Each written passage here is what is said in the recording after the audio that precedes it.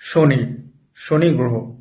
আজকে যে আলোচনাটা করবে শনি গ্রহকে নিয়ে, দেখা গেল যে সিংহ লগ্ন বা জাতকের কর্কট লগ্ন, অর্থাৎ কর্কট লগ্নের যে অধিপতি সেটা হচ্ছে চন্দ্র, এবং সিংহ লগ্নের অধিপতি গ্রহ হচ্ছে সূর্য। এদের অপোজিট যে ভাব বা যে ঘরটা আসছে, যে সেভেন্থ হাউস, সেটা দেখা যাচ্ছে যে শনির ঘর। সেই অপোজিটে যদি শনি গ্রহ যদি বসে থাকে, তার সত্ত্বেও তাদের কিন্তু বিবাহিত জীবনে একটা সমস্যা দেবেই দেবে।